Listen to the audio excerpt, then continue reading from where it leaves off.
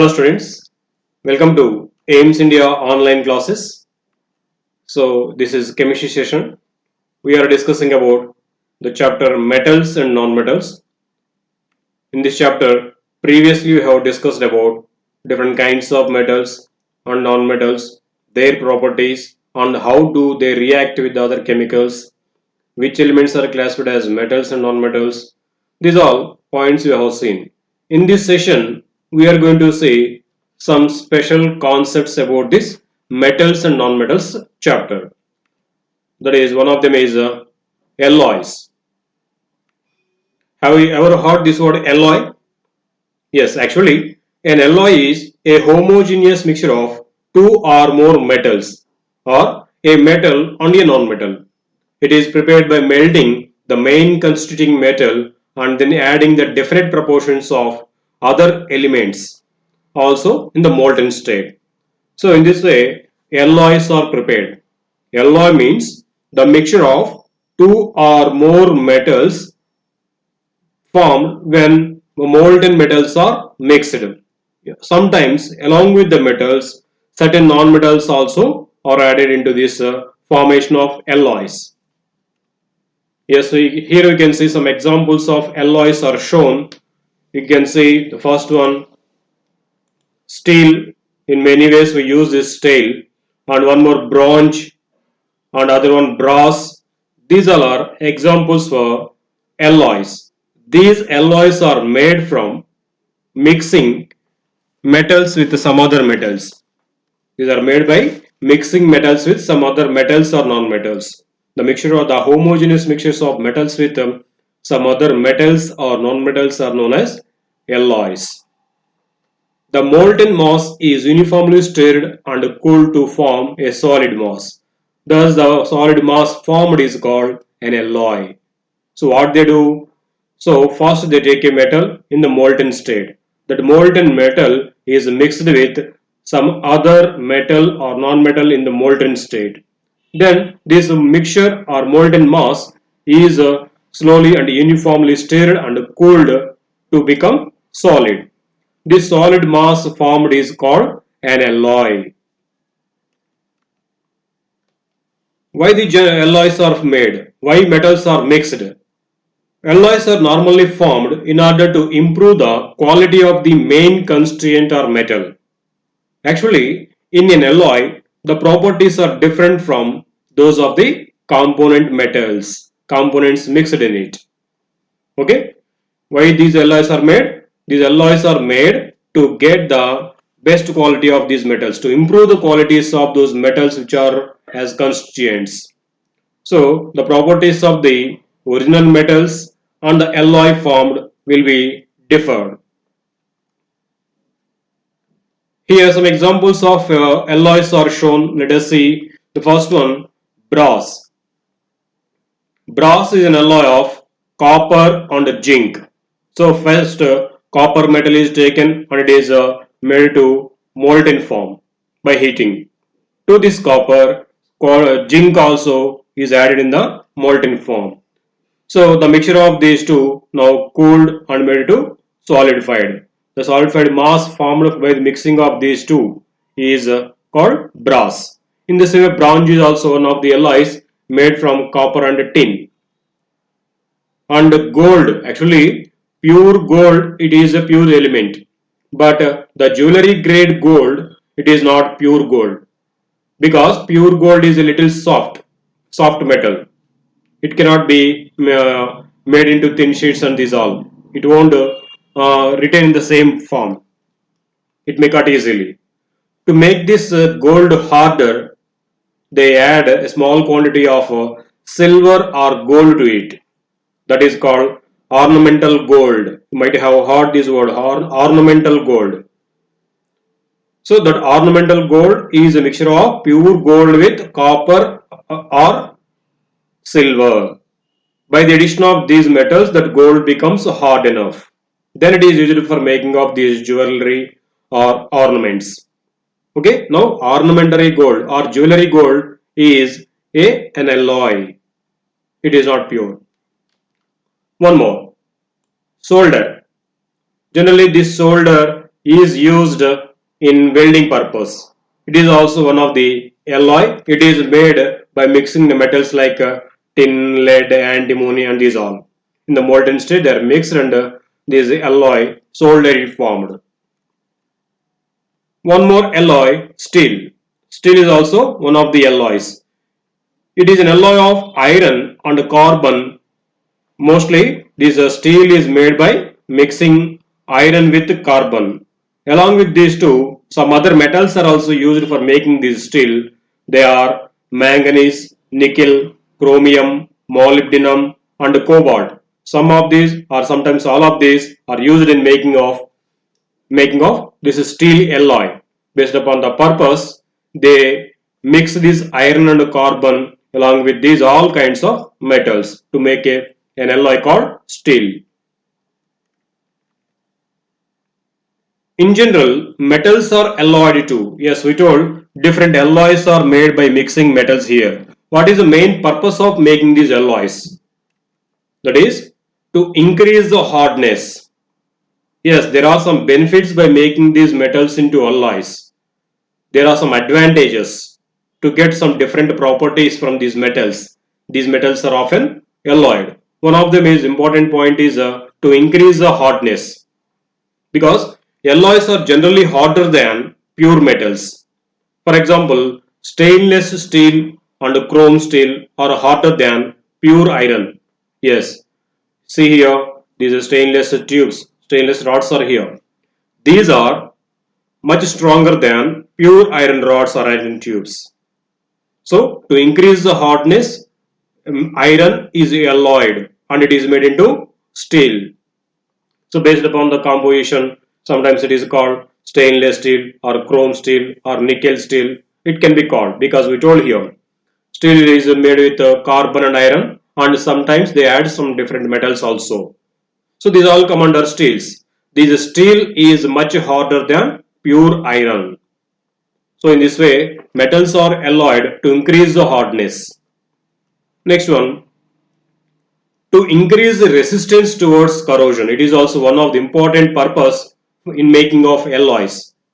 Generally, iron gets easily rust, isn't it?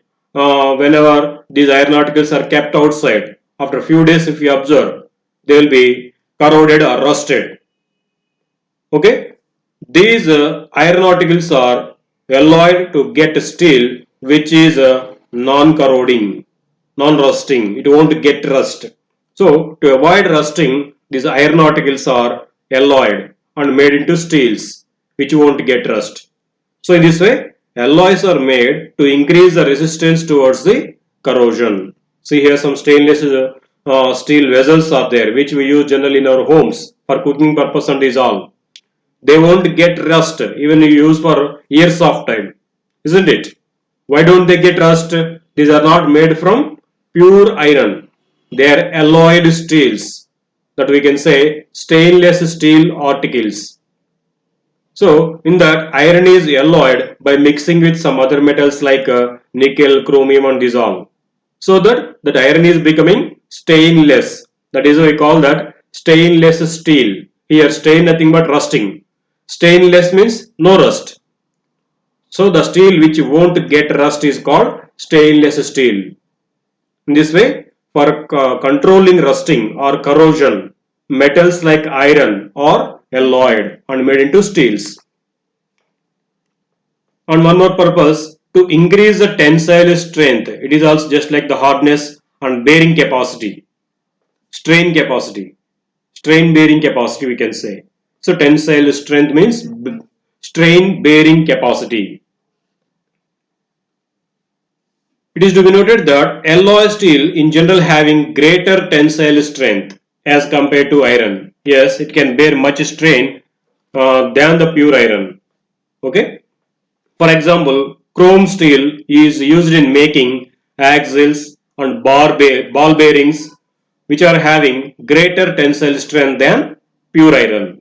Yes, see here some ball bearings we can observe in some machinery parts to control the friction. These ball bearings are made of stainless steel or chrome steel we call that. So this can bear much strain. They are having high tensile strength than iron. If use only these bearings made up of pure iron, they may be damaged very easily. So because they cannot bear much strain. Whereas these steel ball bearings and axles, they can bear much strain. They have greater tensile strength. So we can say to increase the tensile strength also metals are alloyed. One more, to lower the melting points.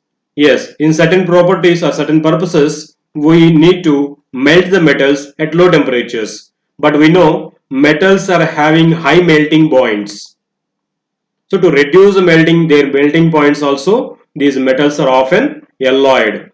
For example, solder, which is an alloy of tin and lead, has lower melting point than both the metals. We know these metals like tin and lead, these are having high melting points. When these two are mixed, an alloy of these two formed which is called solder, which is having low melting point. So because of its low melting point, this solder alloy is used in welding purposes, we know that.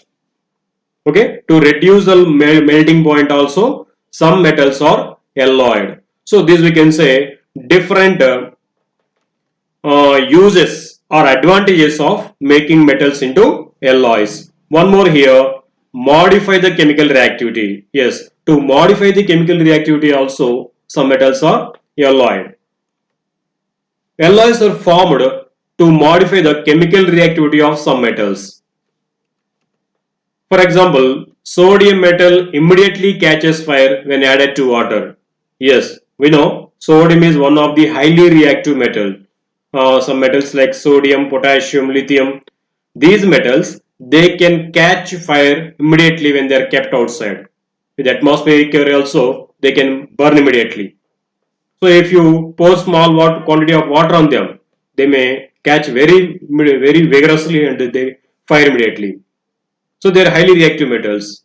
So sodium is one of the highly reactive metals. It immediately catches fire when added to water. But however, sodium amalgam, it is one of the alloys of sodium, okay, with mercury, does not catch fire. Yes, when the sodium is converted into alloy by mixing with some mercury, that alloy of sodium called amalgam. Okay, this sodium alloy won't catch fire, and even this sodium amalgam is generally used in filling teeth cavities. Yes, often we see some people, they'll be having silver colored teeth inside.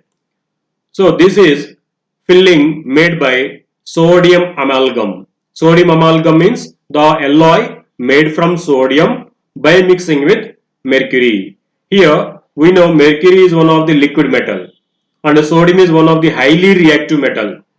But when these two are alloyed, they are forming a hard solid which is having different properties from these two metals, sodium and mercury.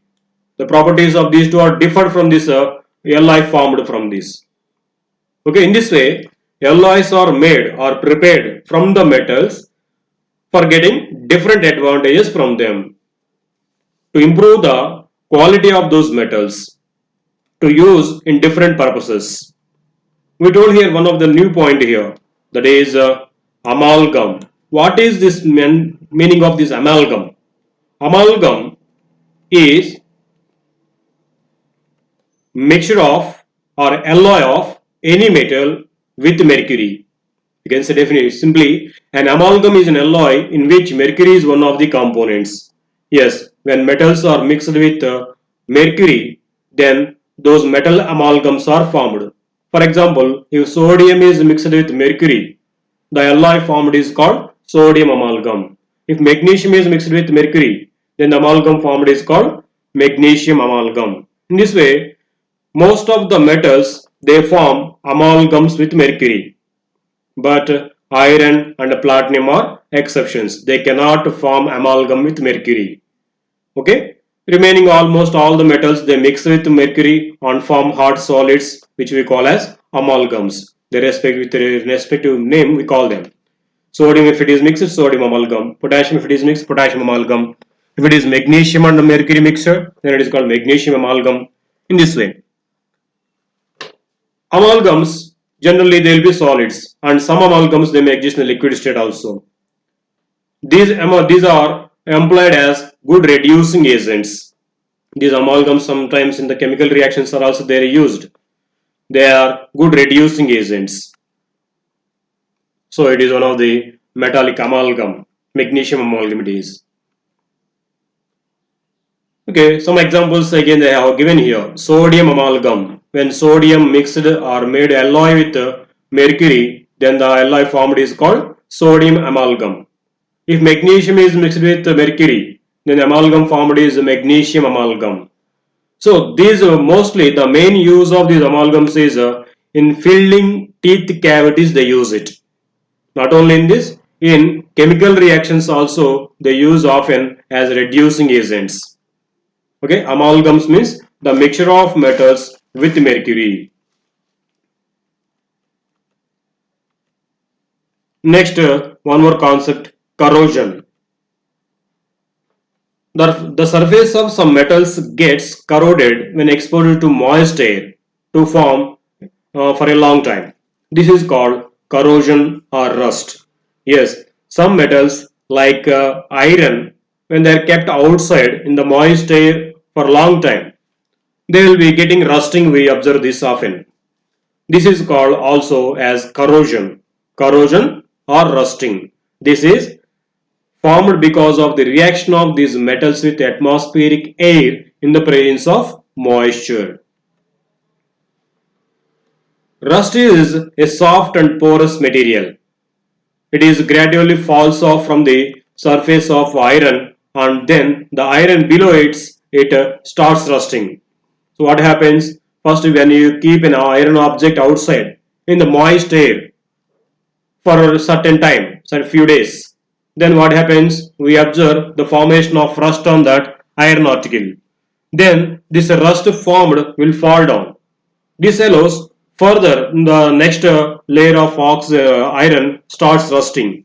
So in this way, the total object will be rusted and will be damaged. Thus, rusting is continuous process and it gradually eats away the iron article, due to which an iron object loses its strength. Yes, what happens? So when an iron article is kept outside, it starts rusting. This will be continued. The total iron object will be rusted, and it reduces the stamina or strength of that iron object. So it is clear from this that corrosion is a wasteful process and should be prevented. Yes, iron should not get rust. If it is rusted, that will be spoiled. Those iron articles cannot be used further. They will lose their strength. So this corrosion is one of the wasteful process and it should be controlled or prevented. We have to protect these articles from getting rusted. So how can we control this or prevent this rusting of metals or corrosion of metals? Let us see the methods for prevention of corrosion of metals. What we told here, corrosion of metals can be prevented if the contact between the metal and air is cut off.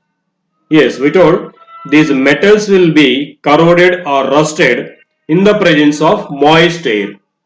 So if these metals are in contact with the moist air, then only they will get rust. So if you avoid this in contact between the metal and the moist air, then we can protect that metal from getting rusted. So this is done in a number of ways. Sometimes some of the methods for controlling or preventing rusting are listed here. Let us see one by one. One of them is coating with oil or paint.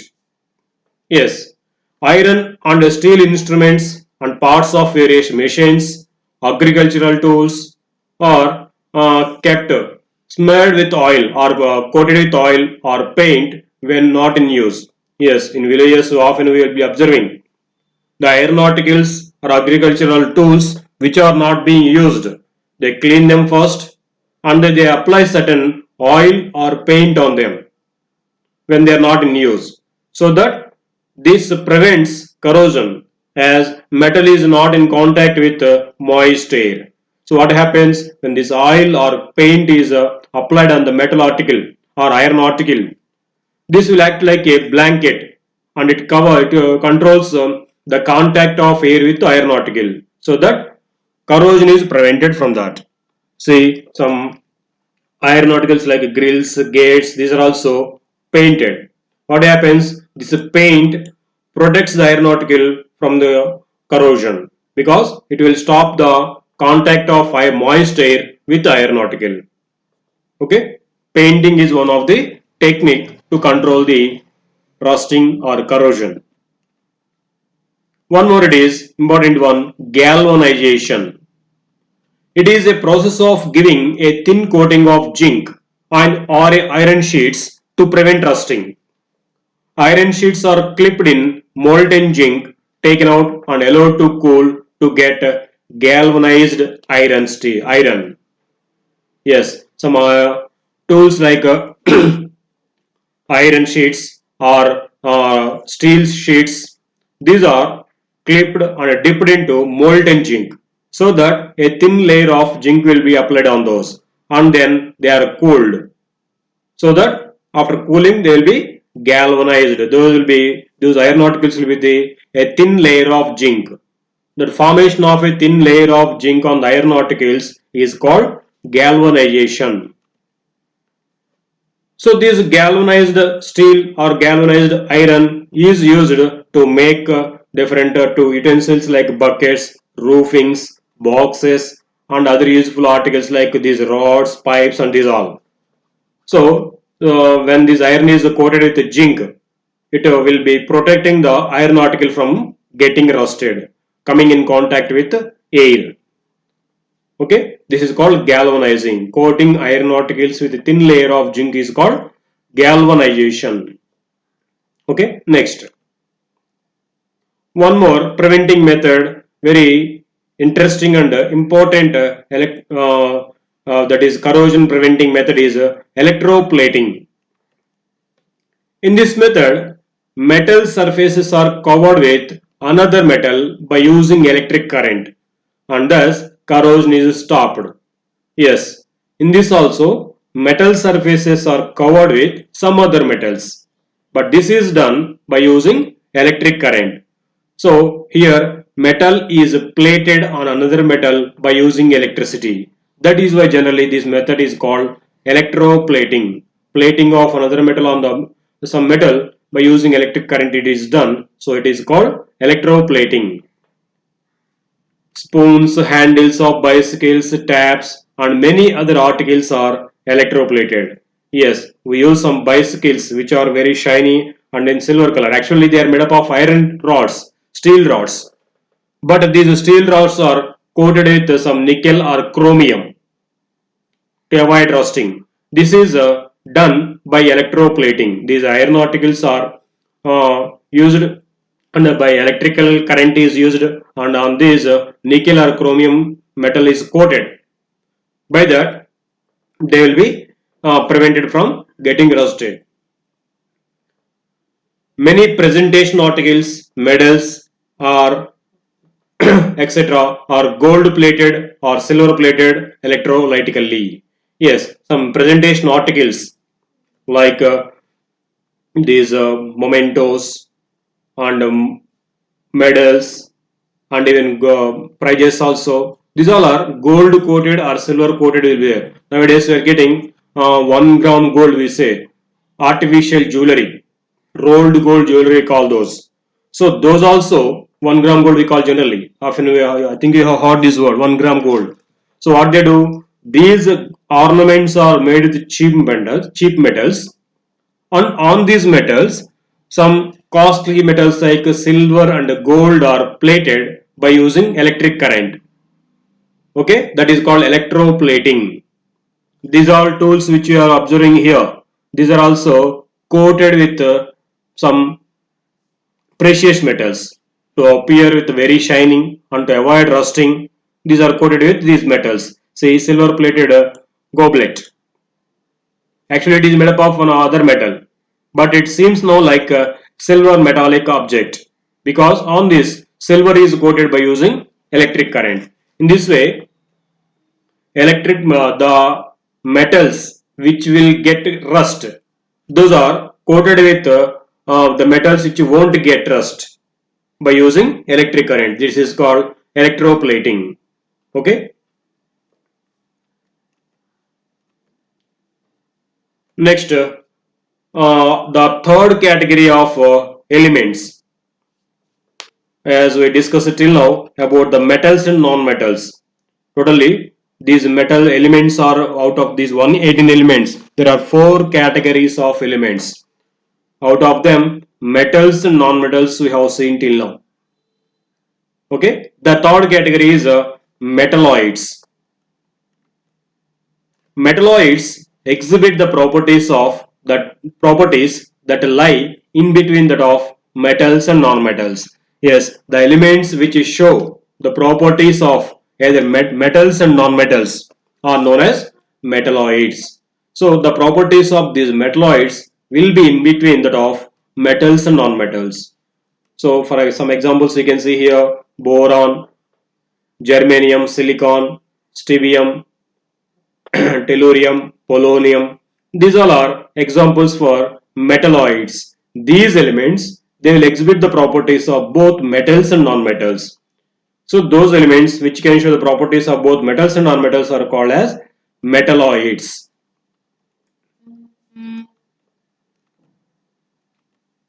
Next, fourth category of metals, that is inert gases. These gases contain 8 electrons in their valence shell, which is known as octet gas configuration. So those elements which are having this configuration, they will be much stable. They won't participate in the chemical reactions. They won't combine with any other elements, and even they won't combine themselves also. Such elements are called noble gases. All these elements will be in the gaseous form. Of course, except helium, remaining all elements out of these noble gases, they will be having 8 electrons in their valence shells, and thus they are stable. Even helium is also one of the stable element, even though it has only 2 electrons. So these elements, they do not combine with any other elements, and even they won't combine themselves also. That is why they will be available always in the gaseous form. So these are also called, these inert gases are also called noble gases, aerogens, rare gases, zero group elements also. So these are called noble gases because they are ideal, they are inert, they do not combine with any, they will be separate. That is why they are called noble gases. And aerogens, because almost all these inert elements are exist in the gaseous form. That's why they are called aerogens. And they are existing in the very rare quantity in the atmosphere, so they are called rare gases. And these elements are placed in the periodic table at the extreme right side. In the zero group it is called, or 8th A group. That is why these are also called zero group elements. Okay, they are the different names given for the inert gases or ideal gases or noble gases. Here are some examples for noble gases or inert gases: helium, neon, argon, krypton, xenon, radon, etc. These all are called noble gases or inert gases. Mostly these are used in filling electrical bulbs, more preferably in advertisement glow bulbs. These inert gases are used in filling advertisement glow bulbs, in the different colored bulbs. Okay, this is about the different metals, non-metals, metalloids and noble gases. Now let us see small assessment or test on these concepts.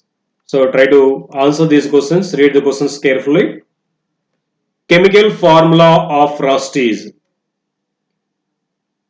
it Fe2O, FeO, Fe3O4 or Fe2O3XH2O? Which is the chemical formula of rust? While discussing about the chemical properties of metals, we told this. metals react with oxygen to form their oxides. Even iron also reacts with atmospheric oxygen in the presence of moisture to form its oxide called rust. So what is the chemical formula of rust? It is Fe2O3 XH2O. Here X represents the number of water molecules combined. It varies from one place to other place based upon the existence of moisture. That is why it is simply it is like variability is shown. Fe2O3 XH2O is the chemical formula of rust. Next question. Elements which have properties of metals and non-metals are called. Yes, just now we have seen some elements in the periodic table are out of 118 elements. Some elements are there which can exhibit the properties of both non-metals and metals. Such elements are called, see options here, are they called metals, crystalline substances, metalloids or amorphous substances. What are they called, children? Yes, they are called metalloids. The elements which exhibit the properties of both metals and non-metals are called metalloids. Next question. Which of the following does not represent inert gases? See something they are given in the options. Noble gases, aerogens, rare gases, reactive gases. Which name does not represent inert gases? That's the meaning here. Which of those does not represent inert gases? We told just now they are having different names here. Inert gases are also called noble gases, aerogens, rare gases and ideal gases. These all are common or different names of inert gases, but they are not called reactive gases. They are because they are least reactive elements. They are not at all reactive. They won't participate in chemical reactions. They are not called reactive gases. So it does not represent noble gases. It is the correct answer. Next one. Common brass is an alloy of. Yes, alloys means what did we say? Alloys are the homogeneous mixtures of metals. The mixture of a metal with another metal or a carbon is known as an alloy.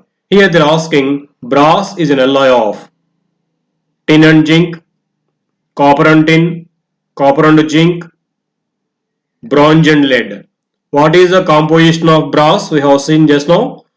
Brass is an alloy of copper and zinc. So it is copper and zinc. Brass is an alloy of copper and zinc. Bronze is a alloy of copper and tin. Brass is an alloy of copper and zinc. Okay, copper and zinc are mixed to form brass alloy. The process of coating iron sheets with a thin layer of zinc is called. Yes, to protect iron articles from the rusting, these iron articles are coated with a thin layer of zinc. That process is called, is it called rusting, hibernation, galvanization and electroplating? What it is called? Yes, it is called galvanization. Coating of iron articles or iron sheets with a thin layer of zinc is called galvanization. Next one. Which of the following methods is not used for the prevention of corrosion? Yes, for preventing corrosion, different methods are used. Here some methods are given: greasing, painting, heating and electroplating.